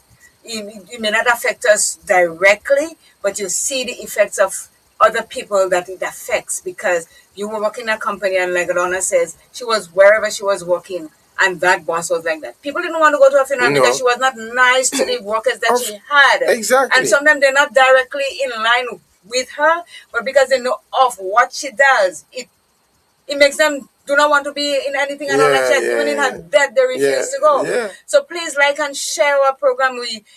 Every Tuesday we try to make it better and better so that we can get to let somebody see that this is not the be all and end all of your life. You can survive without being in the claws and in the hold of somebody that is trying to make your life difficult, to make theirs better. You cannot hold on to something that it's not yours in the first place. It's not yours because if you're in a position of manager, so you did not come. That is not yours. It is a title that was bestowed upon you that could be taken away from you just the same way too. Yeah. So just be nice to people and stop making people's life miserable and making me have to go to crazy house. You won't be in it forever. No, you cannot be in it forever. No. That's it. So the point that I'm making here is that before you take on all of this narcissistic behavior from your bosses, think about yourself first. Your well-being. Because if you're mad or you're stressed and you cannot go to work, the work that you're fighting to save for your benefit is this work that you're going to lose because you become a mental patient. You won't have it either. So you have to find ways of dealing with it. Another point, it says, do not engage. And that one might be a bit hard for a lot of people to do. It says, when a narcissistic boss confronts you, redirect the focus on issues that directly impact your work or well-being. Refuse to engage in unnecessary confrontations. You have the right to walk away when anyone is mistreating you. Narcissistic bosses will bait employees into conflict. They will then state that you are irrational, sensitive, unstable, or unreasonable. Document any interactions that feel emotionally or physically unsafe. So they're not only taking praise and so for themselves now. They're baiting you for you to say wrong things, for you to say you're unstable and you're sensitive and you're unreasonable. And they're the ones that are causing you to be all of that, Yeah. They're the ones that cause you to be all that, showing all that emotion. They're grooming you into that. But yeah, I always believe in taking notes. When you're working in places and you see these other people that you're working under, it's called CYA, cover your ass. So when you're in a situation where you know somebody's about to set you up, and don't make it on your computer screen. Yes, you could write on the computer screen, print it, delete it, and put it in your folder and take your folder home with you. Every time something happens, document it and go home with it. This is the only way you will have a leg to stand on against the people that are narcissistic. Because they, in their power, they will debunk everything that you say. And make you mad. Make you seem as though you're mad now. You don't know what you're talking about. Me? How? What are you talking about? I know you helped me do this and I know you helped me do this. So why would I go against you and say that you didn't do that? They make you sound as though you're crazy for your own self. So in your sane mind at the time, write what it is and date it, date and time. Yeah. Make sure you have. I'm not telling you all that as a joke. I'm telling you all seriously. It's This serious. is serious advice that I'm giving you here. Document everything when you're working with someone like that. Because sooner or later they will come back and say, I never said that. When you put date and you put time and if you give description of what they were wearing and everything, that's where you win your game. It says both of us going in the mud together. So she dragging them down there together. I'm engaging, and some things they tell me, I'm repeating back in to them, just like that. Because a narcissist would be a very spiteful person. Oh yes, They, yes. If you don't do what they say, then I tell you retribution become your lunch, your breakfast, and your dinner. That's it. They will have this kind of heat in them, and this, But you see, all the bad traits I could think about at the moment will go along with a narcissist. That's how I'm seeing it. But you see the thing about it, Jester, they have a thing about them that when you engage, you're becoming just like them. That's what they want. They want to have a brawl. They want everybody to see. Well, look at me. I'm the boss. And look, she argued with me. You don't say she unreasonable? She have no respect. She have no nothing. That's what they do. You're unreasonable. So in that case, they're asking you not to engage with them. Be better if you walk away from them and leave to tell the story for yourself another day than you brawl with them, because this is what they want. They want people to they want to feel important, that they stand up and they say, tell you this, and you tell them back, and it's an ongoing thing. And it comes to the point that I just make. Document interactions. Keep a record of your interactions with a narcissistic boss. Document instances of praise, criticism, and inappropriate behavior. Write down the date, time, direct quotes, and who was present. Keep this documentation on a personal device rather than a workplace device. If you're fired, quit, or laid off, your employer will most likely confiscate any employer-owned device immediately. In addition, your workplace device usage may be monitored. Having a written record may prove helpful if you ever need to escalate the issue.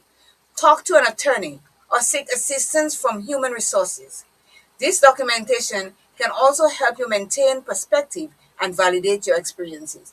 I mentioned that earlier, but it just added into mode. So it said, do not put it on your work computer because it's not yours. They've got the server, they could see anything that you write. As I said, you write it, print it, delete it.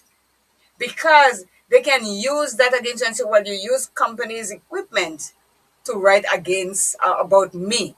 That is a no-no. Because in all companies that we work in, I work in, they will tell you, do not use the company's equipment for your personal thing. And that is something that I always maintain. Personal. If I have an email that I want to print, I could send it to my personal email on my computer and delete the one from there. Because that they could hang you and put you to dry and your case go away. And on human resources, I am not a fan of human resources. I'll tell you straight. Human resources is supposed to be for the workers. 99.5% they are not. They're for the bosses. Because I will go complain about you to my human resources department. And my boss is going to get to know as soon as I leave that office. And then retribution take me again. So, I do not complain to HR about things that happen in these, like bosses against me. It doesn't help. And I say not all. Some human resources department, because they feel the heat themselves from those narcissistic boss, so they might try to help you under the table nicely. But most of them are not for the workers, they are for the bosses. They have to find a way of dealing with it. They deal with it by reporting you to the bosses. Simple as that. But in your case, like, you don't believe to go into the HR department, so you will find a way within yourself as to how you will deal with document. Yeah. Document and document. You see, it says time, who was there, and most times they would not say things to you around people that they can have a witness to. It's going to be a one-on-one. Yeah, so it's your word against mine. So I'm going to make my word in writing. and I'm very good at memory. I'm quoting verbatim. This is what you said on that date and that time. Tell me I lie. Prove it to me that I was not there with you when you said that. So we have to, the next one, it says seek support. Dealing with a narcissistic boss can be isolating, but you're not alone. Seek support from trusted colleagues, friends, or family members who can provide a listening ear and offer guidance. Be cautious about sharing your experience with co-workers, as they may act as flying monkeys or messengers for your boss. And that is true. That is so true. Thirdly, let me finish. Seek the assistance of a mentor not affiliated with your workplace, and see a mental health professional. Working for a narcissistic boss can not only be stressful, but can also be traumatizing. It is essential to speak with someone who can validate your experiences. In any company that you work for, Jester, there's always one or two persons that you have to be very careful what you say around them. Because sometimes they even twist it. What you didn't say, they add to it because they want you to go so badly, especially if you have a little position that they're striving after. They will bring, as I say, bring news to the boss on you. Claire did this. Claire did that. Claire said this. Claire said that. And the boss, because they're depending on gossip, they believe everything you say. But I always say, while you are watching me, someone else is watching you. Everybody's watching someone. So you think that they're asking you to bring news on Claire, and then because you're so good, they're watching you. And then after a while, they get to figure out, well, that doesn't sound right, because you're twisting the truth. You're making up your own story, and you're coming to bring. But I like I always say, I don't care. Do whatever you have to do with me. Because at the end of the day, once my conscience is clear, and I know I didn't do anything of that sort, be my guest. Because I know sooner or later you're getting your comeuppance also. One thing that I realize, if you're dealing with a narcissist as a boss or as a president or leader or whatever of the organization or grouping, I think it's best you avoid holding any form of conversation with regards any issue within what the organization has to deal with, except it's in the settings of a meeting. Because you're just setting up yourself for danger if you are doing otherwise, speaking outside of the meeting place with such a person. But sometimes, according to the stress that you're under, you just want a listening ear. And sometimes the person that you choose to speak to could be to your detriment. It's not that you're going on, you're not gossiping or anything. Sometimes the pressure is so hard on you, you want to speak to somebody. That's why you see you have to talk to yourself and answer yourself. Walk and talk. Figure it out yourself, because not everybody you can trust in a company, because some of them, they want you out just as much so that they can get in to where you are. So they will do anything, listen to what you say and bring it back to the... Listen, when I was asked to pay attention and see what this person and that person, I told them no. I told them straight no. I said, I won't and can't do this. I said, I'm here to do my work. I'm not going to peep anybody and bring news on anybody. I said, because while I'm watching her, you have somebody else watching me. I told her straight up. I know. After a while, I think she respected me for that. Yeah. Because I have no time to... And you see the thing about it's a stress, because I have to watch this person that I'm working with and know that I'm going to make trouble and that person saying all this, bringing all this news. No, because somebody's doing that to me too. Yeah, exactly. I refuse. Totally. Yeah. Well, serious. If they could check it for you to do that on somebody, she probably that person must have already checked someone to do it. I tell you, I read and I come across all these things and nobody don't holding me that crap on them. I'm telling you, no one. Yeah. They could pretty it up how they want to pretty it, and my answer is still no. You're going to get a raise at the end. Thank you so much. Let me get my raise based on my work merit, not on bringing news for anybody. I'm not doing it. But there's something cannot go out in my head. They what I hear on I say, how could you be in a workplace? You might be a head of a department and you die. And only 2 person I was with this. Yes. And you have to fight together. Maybe about 2 person to go to the funeral. That speaks a nice lot. That says volumes. A lot. Yeah, volumes. Yes. That's to show you. And you see, a lot of us in positions of where we work, we do not know what the job entails. We just sit there and we the manager, the supervisor, and we do not know squat. So there is a person that is experienced in there that is before you. That person knows what's going on. So you're going to get the answers from that person and make it sound as though it's you that come up with the answer yourself. And this is what she was doing to Lana. Yeah. And everybody knew about it. She worthless bad. That is bad. She deserves what she gets when people are going to the funeral. I'm sorry. So here's the other one. Manage expectation. Narcissistic bosses often have unrealistic expectation, and trying to meet those expectations can be a constant source of stress.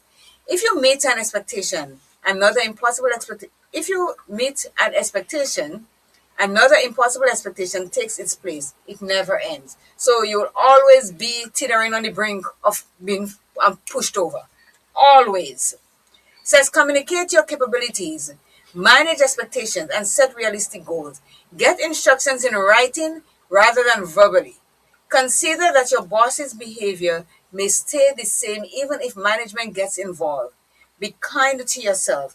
You are human and cannot be reasonable expected to meet your boss's every demand. It is not healthy to attempt to reach impossible expectations. That is clear cut. Do what you can. And I'm not sure if you all ever listen to or watch Judge Judy on her Judge program. Yeah, it's a little while I haven't looked at it for a while. Yeah. But one thing I've learned from her is that verbally, she's not accepting anything that you come with her and say.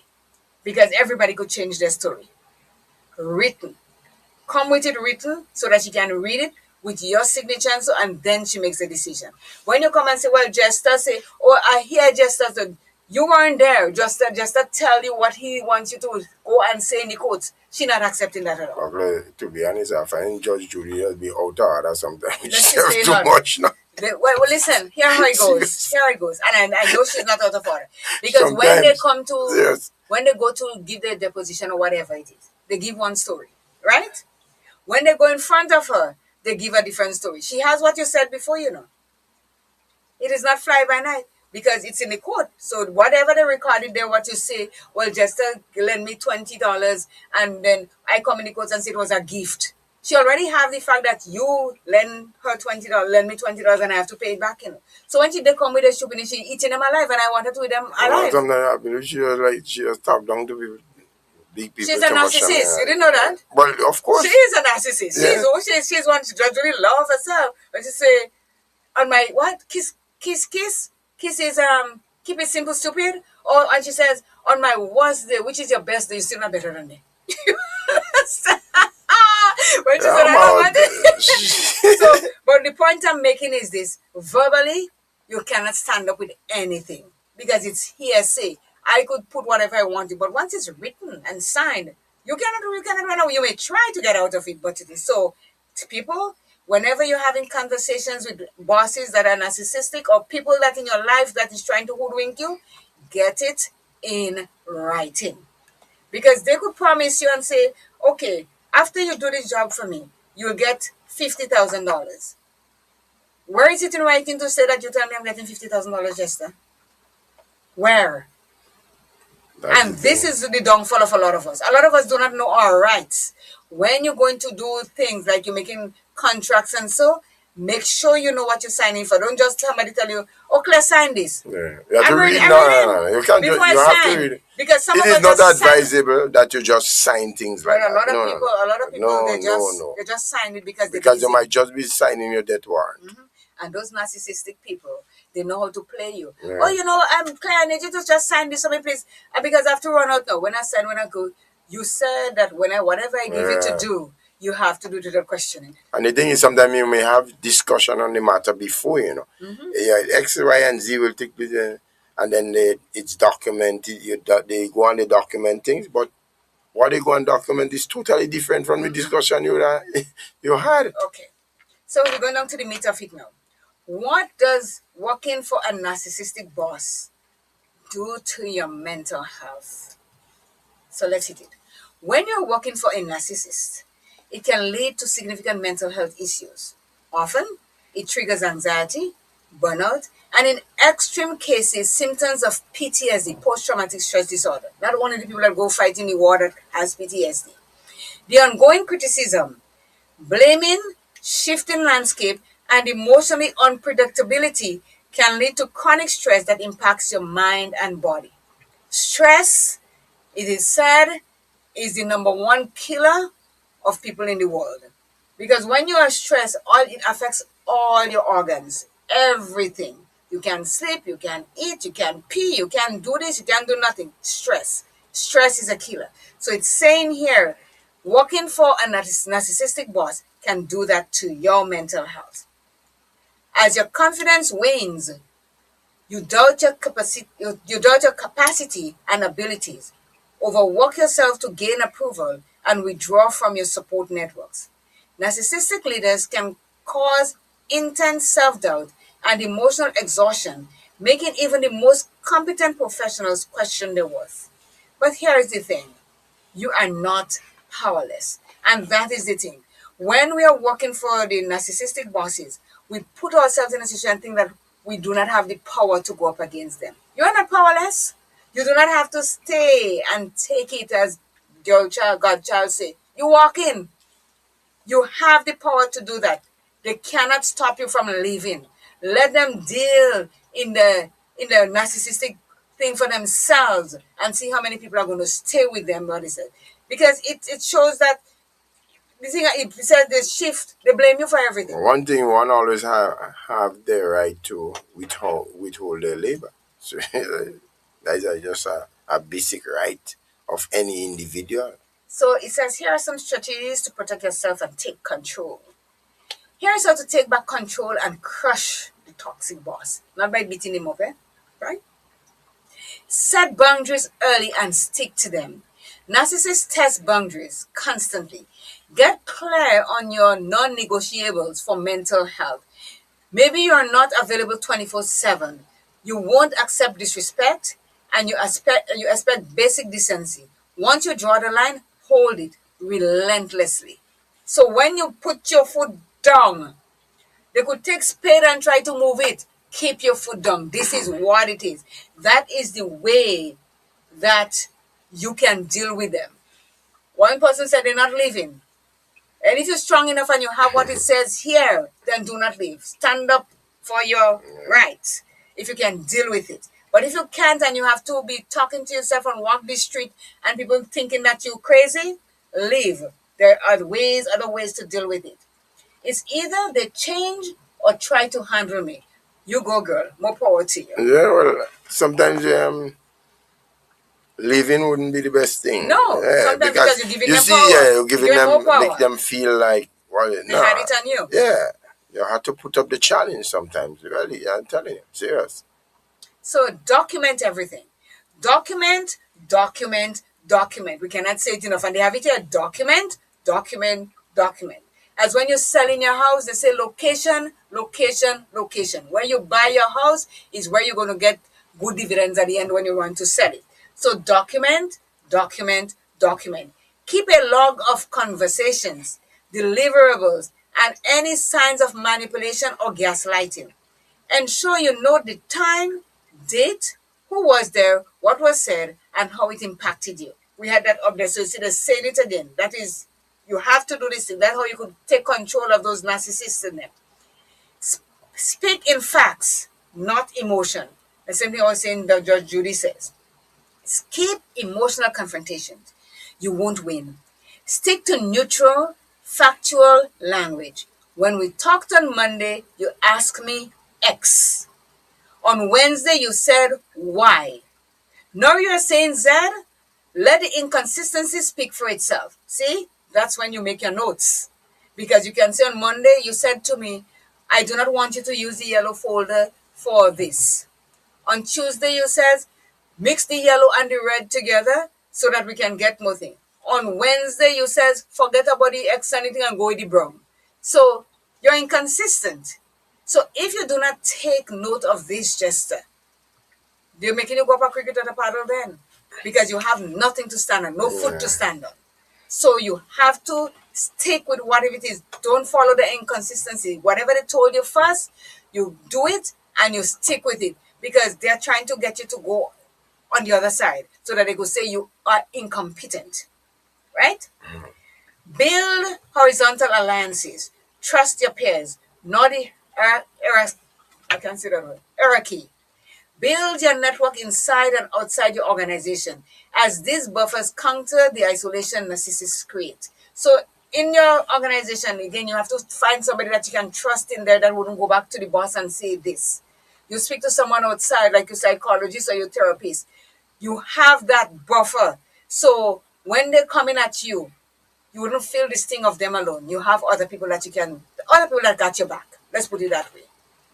Here's another one. Know when to walk. Sometimes, and for you, my girlfriend, that's you're not leaving, sometimes the healthiest move is a strategic exit. If your mental health is being impacted and efforts to cope or confront fail, polish off your CVs because it is time to leave. Why do they call it CV here and what CV means? I want somebody to tell me what the CV means because we call it resume on the other side of the pond. Like that, I guess that's what they're talking about. Yeah, but we want to know what CV means. Yes, so polish up your resume and get into action because this is a strategic move. You wouldn't just get up and leave because she upset you or he upset you. Start looking for jobs other places. Send out your resume. Make it strategic so that when you get up and you go, you say hasta la vista, bye, sayonara. Yes, you moseying along. Yeah. So this is what it is. So you have to know with all of this and all that the narcissistic person or the narcissistic boss does to you. In the end, you may still have to end up walking away from that for your own sanity, your own mental health, your own stress level going down to being a normal person. So here's the final word. You're not too sensitive. You're observant. If your boss demands loyalty, shuts down feedback, and makes everything about themselves, you're not dealing with a difficult personality. You're dealing with a narcissist. It's not you. It's them. Protect your sanity. See the signs for what they are. And if your organization enables the abuse, walk away. Narcissists don't tend to change. And staying will cost you more than your job. And that is true. Coping with a narcissistic boss requires a combination of self-awareness, resilience, and strategic communication. By understanding narcissistic traits, setting clear boundaries, prioritizing well-being, choosing battles wisely, documenting interactions, seeking support, developing effective communication skills, and managing expectations, employees can navigate the complexities of working with such individuals while preserving their mental and emotional health. Remember, it's crucial to balance maintaining professionalism and protecting your well-being when faced with the challenges of a narcissistic boss. And that's it in a nutshell. So, with all of us who've worked for narcissistic boss, who are still working for narcissistic boss, these are guidelines that you can look up to figure out how to deal with it. He says, my mental health has been broken and built back with so many barriers. Not 10 narcissists can get past it. They will think the both of us are alike. So you have become a narcissistic person also. You're giving them their own treatment. You're giving them their own treatment. So it's a war between the narcissistic person and the so-called one that is the thing. So more power to anybody that can stand up to them and survive without ending up with losing your sanity or your mental well-being. Kudos to you. But for those of us that can't, like Godchild that says she's leaving, your sanity and your mental health means more to you than any job whatsoever. You can always find a job. It may not be the one that you want or the one that you need, but there's always something that can keep you afloat until you get what you want. There is no need for you to take this from someone who does not have empathy for anything more than themselves. Because as I say from the beginning, it is not something that They know that they're doing it is a mental thing, and to them, nothing is wrong with them, Jester. Nothing Not a at all. thing is wrong with them. Just- More than we are the ones that think that something is wrong with them because of what the display of their attitudes and everything that we are seeing. So it is 12 noon in the Eastern Caribbean, and as of March 8th, it will be 12 noon in North America also, because we're going back to daylight saving time, coming back on the normal thing on March 8th. So all of you who are in North America and different places that the clock step back and move, what do you call it? The clock went back, is going to come forward as of March 8th, heading into spring. Thank you so very much to all of you for checking in on the live, for the phone calls, for those of you who are listening and have not said anything. We want you to walk up the courage that one day you will call when there's a subject that we are discussing that you feel that you need to partake in. And remember to always like and share. This is the only way we can make it out there. Because let me tell you, as I say every day, mental health is not a badge, it is not a monogram, it is not a crest. You cannot pinpoint it on anybody and say that they're going through mental health.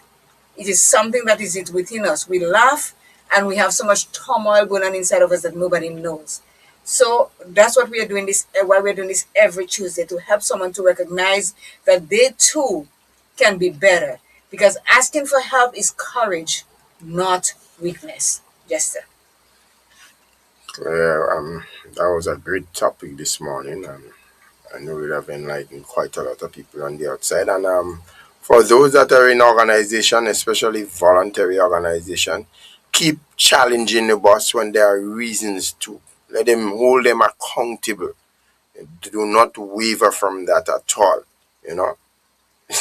Yeah, because that's what some of them want to get at the end of it. This narcissism, them, they want you to become frustrated and like to leave them alone and keep at them.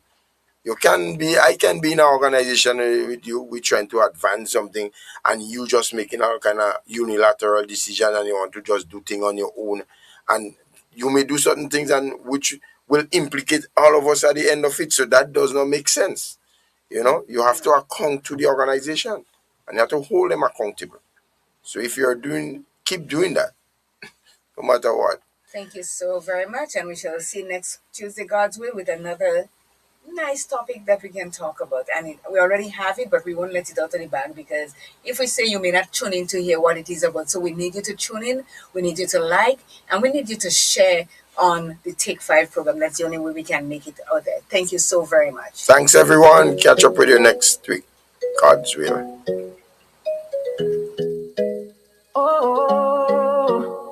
Wake up, it's a brand new day. Got some things I need to say. Feeling heavy, you're not alone. Come take 5, you're in the zone. Voices calm, hearts that care. Two good friends always there. Let the sunlight in your mind. Peace and hope you're sure to find. We'll take 5 with CJ and Jester. Talking truth and lifting pressure. Every Tuesday, 10 to noon, we're holding space just for you. Take a breath, take your time. We're here to realign your mind. Take 5, you're not alone. CJ and Jester bring you home. It's okay to not be okay. Let's talk it out, don't drift away. Mental health, it matters most, so come in close and raise a toast to the ones who fight each day, to the silent words they never say. You're strong, you're seen, you're truly heard. We got your back, you've got our word. Oh, take 5 with CJ and Jester. Talking truth and lifting pressure. Every Tuesday, 10 to noon, we're holding space just for you. Take a breath, take your time. We're here to realign your mind. Take 5, you're not alone. CJ and Jester bring you home. We laugh, we cry, we share the ride. No judgment here, just love and light. You've got a place right here to stay. So take 5 and heal today.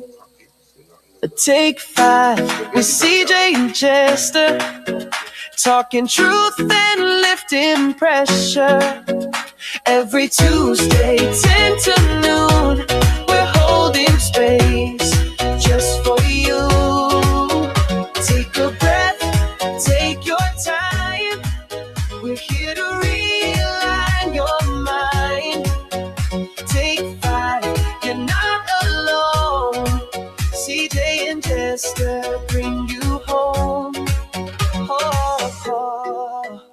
For more information, contact We Noise TV at 929-445-4463, or you can email us